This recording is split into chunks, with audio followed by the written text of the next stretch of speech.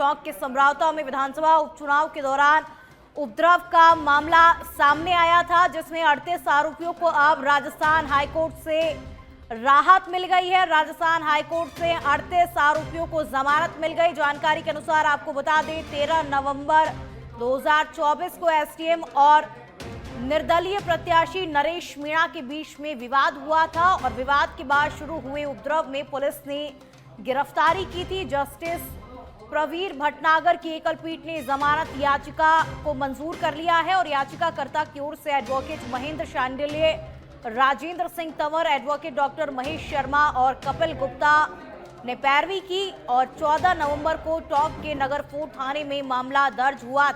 Police ने 81 लोगों के खिलाफ मामला दर्ज किया था और जिला न्यायालय से 41 आरोपियों की जमानत याचिका को खारिज किया गया था। और अब ये इस वक्त की बड़ी अपडेट, बड़ी जानकारी आप तक पहुंचा रहे हैं और अधिक जानकारी के साथ निजाम कंटालिया मेरे साथ फोन लाइन पर जुड़ चुके हैं। निजाम, देखिए ये बड़ी अपडेट है कि समरावता कांड में अब जमानत याचिका को जो है वो मंजूर कर लिया गया है और जमानत दे दी गई है। क्या कुछ पूरी जानकारी? बिल्कुल, देखिए कि विधानसभा उपचुनाव के दौरान जो अगर कहें कि समरावता में जिस तरीके से नरेश मीणा के साथ जो एसडीएम का विवाद हुआ था, थप्पड़ कांड हुआ था, उसके बाद एक बड़ा उपद्रव हुआ था जिसमें देर रात तक कहीं आगजनी हुई थी, कहीं चीजें हुई थी उसमें, और उसमें करीब 81 लोगों के खिलाफ जो है मुकदमा दर्ज किया गया था, कुछ गिरफ्तारियां हुई थी और इसमें से 41 लोगों की जो है जमानत याचिकाएं जिला न्यायालय के समक्ष रखी गई थी पिछले महीने दिसंबर में। और 6 दिसंबर को जिला न्यायालय ने करीब 39 आरोपियों के उसमें से जो जमानत याचिकाएं खारिज कर दी थी। इस मामले में क्योंकि ये सभी पक्षकार जो है 38 पक्षकार उसमें से राजस्थान हाईकोर्ट पहुंचे, उन्होंने याचिकाएं दायर की और आज इस मामले में जस्टिस प्रवीर भटनागर की अदालत ने इस पर सुनवाई की। सुनवाई करने के बाद अदालत ने इन सभी को जो है जमानत पर रिहा करने के आदेश दे दिए। ये एक बढ़िया घटनाक्रम है समरावता मामले में, क्योंकि दूसरी तरफ आप देखेंगे तो नरेश मीणा को रिहा करने को लेकर या नरेश मीणा के समर्थन में लगातार जो है कुछ न कुछ प्रदर्शन होते आ रहे हैं। हाल ही में एक जो है बड़ा कह सकते हैं कि बड़ा प्रदर्शन भी किया गया था नरेश मीणा के पक्ष में, कहीं सोशल मीडिया पे भी आप देखेंगे तो कई चीजें चल रही है। ऐसे में इन जो 38 लोग हैं, इन लोगों को जमानत मिलना एक बढ़िया घटनाक्रम है समरावता के मामले में। फिलहाल आप कह सकते हैं जो दूसरे आरोपी है अब वो भी जो है हाईकोर्ट पहुंच रहे हैं और इसी अगले सप्ताह में और भी जो है आरोपी वो जमानत याचिकाएं दायर कर सकते हैं। देखिए, अभी हाल ही में एक महापंचायत की गई थी और उसमें भी नरेश मीणा की रिहाई की मांग की गई थी, तो उसको लेकर के अभी क्या कुछ तस्वीरें सामने आ रही है? देखिए, ये जो चीजें होती हैं कई बार जो है अदालतों के अंदर केस लड़ने के साथ साथ अदालतों के बाहर भी केस लड़े जाते हैं, उसी की प्रैक्टिस कही जा रही थी ये लगातार कि भाई जिस तरीके से देखिए आवाज उठाई जा रही थी कि नरेश मीणा ने एक थप्पड़ मारा और उसको इतने दिन तक जेल में रखा जा रहा है, जबकि दूसरे जो लोग हैं वो थप्पड़ मारने के बाद भी मुकर जाते हैं या कई चीजें हैं उनको बराबर सोशल मीडिया पे और इस तरह से अफवाहें थी। लेकिन देखिए कोर्ट के अंदर दूसरा मामला होता है। कोर्ट ने आज दोनों पक्षों को सुना, सुनने के बाद जो है इनको जमानत की याचिकाएं मंजूर की है। दूसरी तरफ अब जब अभी तक देखिए इस मामले में नरेश मीणा की ओर से जमानत पेश नहीं हुई है, लेकिन ये भी संभावनाएं हैं कि अगले सप्ताह तक जो है नरेश मीणा भी जमानत याचिका दायर कर सकते हैं, तो उस परिस्थिति में चीजें सामने आएगी। चलिए निजाम, शुक्रिया तमाम जानकारी साझा करने के लिए। तो 38 आरोपियों को राजस्थान हाईकोर्ट से अब राहत मिल गई है। राजस्थान हाईकोर्ट से 38 आरोपियों को अब जमानत मिल गई थी और 41 आरोपियों की जमानत याचिका जो है वो पहले खारिज कर दी गई थी और अब 38 आरोपियों को राजस्थान हाईकोर्ट से जमानत मिल गई।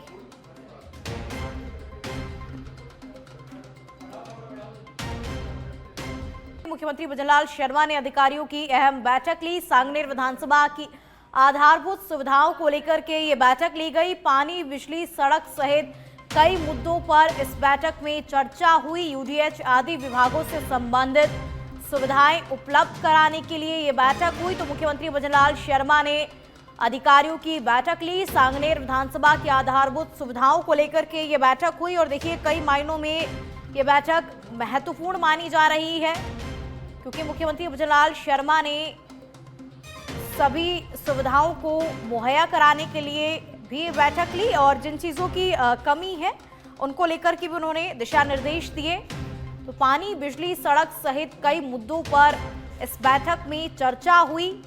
तो सांगनेर विधानसभा की आधारभूत सुविधाओं को लेकर के सीएम भजनलाल शर्मा ने आज ये बैठक ली। मुख्यमंत्री भजनलाल शर्मा ने अधिकारियों की बैठक ली है। तो सांगनेर विधानसभा की आधारभूत सुविधाओं को लेकर के ये बैठक ली गई है। पानी, बिजली और सड़क जैसे कई मुद्दों को लेकर के आज की इस अहम बैठक में चर्चा हुई। मुख्यमंत्री भजनलाल शर्मा ने अहम बैठक ली और इस बैठक में यूडीएच आदि विभागों से संबंधित सुविधाएं उपलब्ध कराने के लिए ये बैठक ली गई है। इसलिए ये जो बैठक है ये कई मायनों में महत्वपूर्ण मानी जा रही है। क्षेत्र के विकास की कार्यों की भी चर्चा की गई इस बैठक में और साथ ही पानी, बिजली, सड़क सहित कई मुद्दों पर इस बैठक में चर्चा हुई। तो मुख्यमंत्री भजनलाल शर्मा ने सांगनेर विधानसभा क्षेत्र के अधिकारियों की बैठक ली और पानी, बिजली, सड़क सहित कई मुद्दों पर इस बैठक में चर्चा की गई। साथ ही अधिकारियों को दिशा निर्देश भी दिए गए। मुख्यमंत्री भजनलाल शर्मा की अध्यक्षता में ये बैठक ली गई। सांगनेर विधानसभा की आधारभूत सुविधाओं को लेकर के आज की ये बैठक मुख्यमंत्री के द्वारा ली गई है। बड़ी खबर, बड़ी अपडेट इस वक्त की आप तक पहुंचा रहे हैं। सांगनेर विधानसभा के आधारभूत सुविधाओं को लेकर के मुख्यमंत्री भजनलाल शर्मा ने आज ये बैठक ली और मुख्यमंत्री भजनलाल शर्मा ने अधिकारियों की बैठक ली। पानी, बिजली, सड़क सहित कई मुद्दों पर आज की इस बैठक में चर्चा हुई। इसलिए ये बैठक कई मायनों में महत्वपूर्ण मानी जा रही है क्योंकि आम जनता की जो आधारभूत सुविधाएं हैं, पानी, बिजली, सड़क जैसे उन मुद्दों को लेकर के भी आज की इस बैठक में चर्चा हुई है।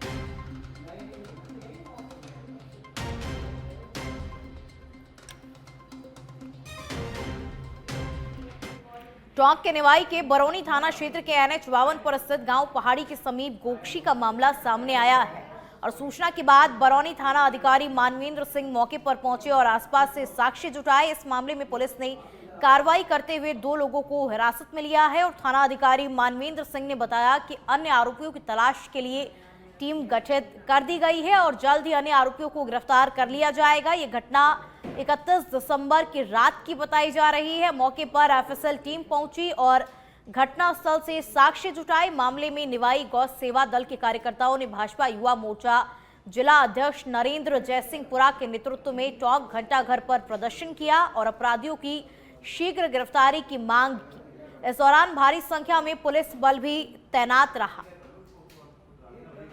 कल रात को हमें इत्तला मिली कि यार्ड के पास कोई खाली कमरे में राजेंद्र गुजर ने इत्तला दी कि साहब इस तरह से मेरी गाय थी, जिस गाय को मैं देख रहा हूँ नजर नहीं आ रही है।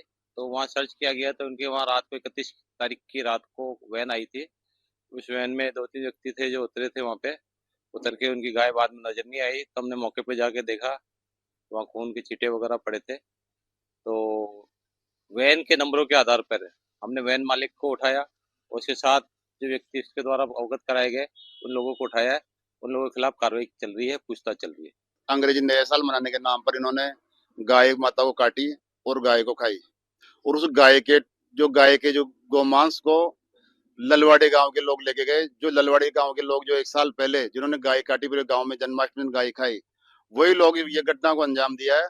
और मेन हाईवे के ऊपर, मेन रोड के ऊपर पुलिस थाने से मात्र 500 मीटर की दूरी के ऊपर गौ माता को काट कर यहाँ पे गौ माता के जो खून उसके यहाँ पर लगे हुए हैं और वापस गौ माता की हत्या हो गई। इसलिए हमारा तो ये है कि जो लोग इस गाय माता का जिन लोगों ने इस मांस को बांटा है, खाया है, उन सबकी गिरफ्तारी हो और तत्काल गिरफ्तारी हो। कल तो इस खबर पर और अधिक जानकारी के साथ टोंक से मेरे संवाददाता भूपेंद्र मेरे साथ जुड़ चुके हैं। भूपेंद्र, क्या कुछ जानकारी इस खबर को लेकर? तो चलिए, कुछ टेक्निकल इश्यूज की वजह से भूपेंद्र से संपर्क नहीं हो पाया।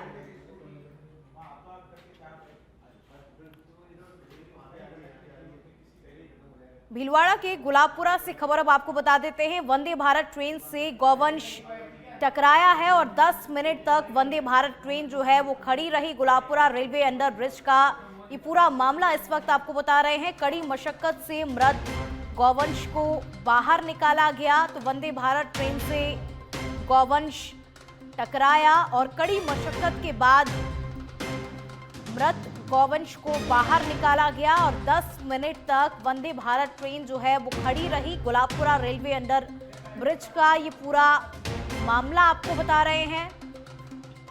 वंदे भारत ट्रेन से गौवंश टकराया और गौवंश के टकराने की वजह से 10 मिनट तक वंदे भारत ट्रेन जो है वो खड़ी रही और कड़ी मशक्कत के बाद मृत गौवंश को बाहर निकाला गया।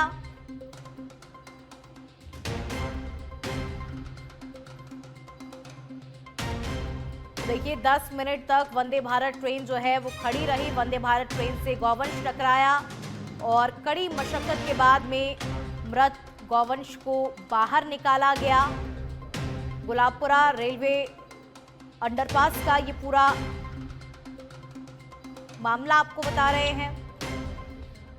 10 मिनट तक वंदे भारत ट्रेन जो है वो खड़ी रही। गौवंश ट्रेन से टकराया और कड़ी मशक्कत के बाद गौवंश को बाहर निकाला गया।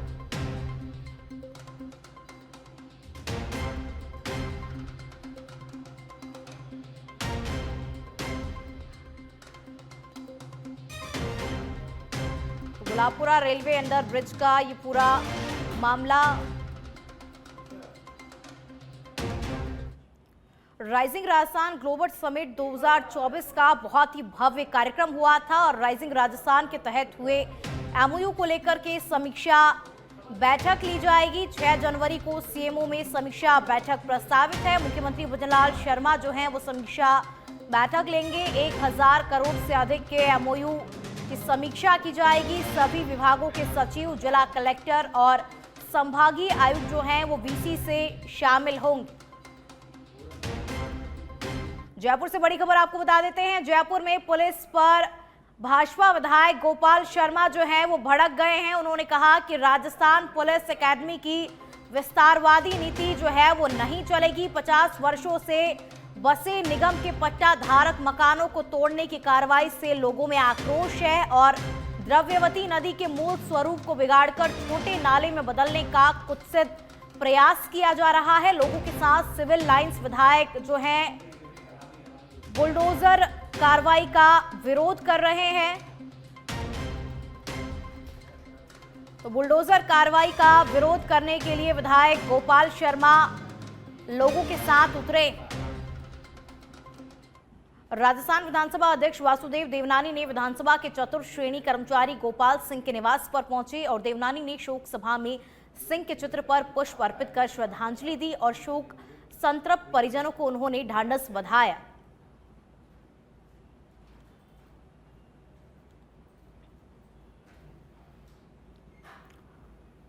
डीडवाना के गांव में जलदाय विभाग की पानी की टंकी में 30 से 40 कबूतर मरे हुए पाए गए हैं।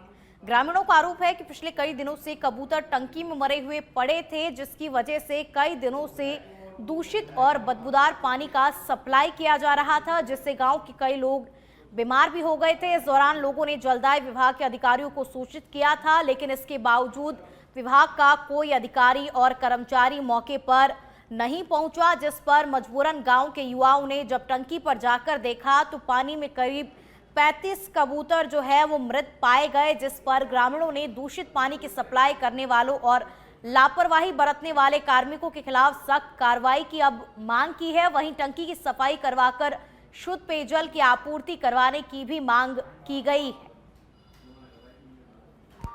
आज मैं खड़ा हूँ शेरानीबाद पंचायत में जो पानी की टंकी है, जिस टंकी से सप्लाई पानी होता है पूरे गांव, तीनों चारों मोहल्लों में पानी की सप्लाई होता है और इसकी लास्ट सफाई हुई थी 30/4/2018। बाकी नियम ये कहता है 4 से 6 महीने में पानी की टंकी की सफाई होनी चाहिए। पिछले 10 से 15 दिनों में जो पानी की सप्लाई होती थी उसमें बदबू और दूषित पानी की सप्लाई होती थी। जब मैंने देखा कि भाई ये पानी में बदबू क्यों आ रही, तो अधिकारियों को अवगत करवाया, लेकिन उस दिन से लेके आज तक